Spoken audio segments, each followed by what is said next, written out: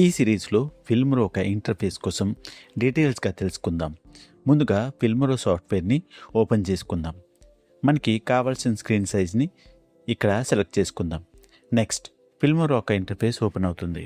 ఫిల్మ్రో interface కోసం తెలుసుకునే ముందు హలో ఎవ్రీవన్, నా పేరు Shiva and welcome to my channel Shivaji technical all about editing.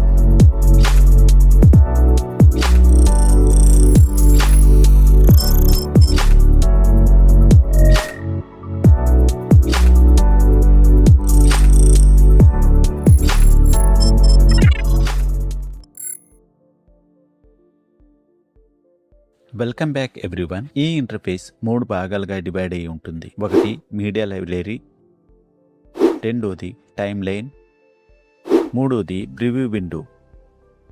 Media లైబ్రరీలో మన project related videos, audios, images ఇంకెన్నో మీడియా లైబ్రరీలో స్టోర్ చేసుకోవచ్చు.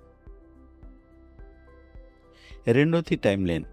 ప్రతి వీడియో ఎడిటింగ్ సాఫ్ట్వేర్ లాగే ఫిల్మ్రోలో కూడా ఓ టైమ్ లైన్ ఉంటుంది. టైమ్ లైన్ తాలూకా ముఖ్య ఉద్దేశం ఏంటంటే మీడియా లైబ్రరీలో ఉన్న ఫైల్స్ని టైమ్ లైన్లో ఒక సీక్వెన్స్లో పేర్చుకొని ఒక ఇంప్రెసివ్ వీడియోని తయారు చేసుకోవచ్చు. టైమ్ లైన్ మల్టిపుల్ ట్రాక్స్లో డివైడ్ అయి ఉంటాయి. పైన వీడియో ట్రాక్స్ ఉంటాయి, కిందన ఆడియో ట్రాక్స్ ఉంటాయి.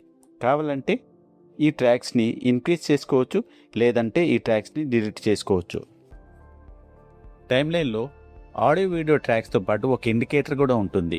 ఈ ఇండికేటర్ తన ముఖ్య ఉద్దేశం ఏంటంటే వీడియో ఏ పొజిషన్లో ఉంది, ఎన్ని గంటల్లో ఉంది, ఎన్ని సెకండ్స్లో ఉంది, ఈ ఇండికేటర్ ద్వారా మనకి తెలుస్తుంది. టైమ్ లైన్ తర్వాత మూడోది ప్రివ్యూ విండో.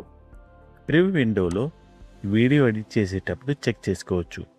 ఏవైతే టైమ్ లైన్లో వీడియోస్ని, ఆడియోస్ని లేదా ఇమేజెస్ని ఏవైతే మార్పులు చేర్పు చేసుకుంటామో అవన్నీ ప్రివ్యూ విండోలో చెక్ చేసుకోవచ్చు. సో చూసారు కదా ఫ్రెండ్స్, ఫిల్మ్రో ఒక విండో పార్ట్స్ని. మళ్ళీ కలుసుకుందాం నా నెక్స్ట్ సిరీస్లో. అప్పటి వరకు టేక్ కేర్, మీ శివాజీ టెక్నికల్.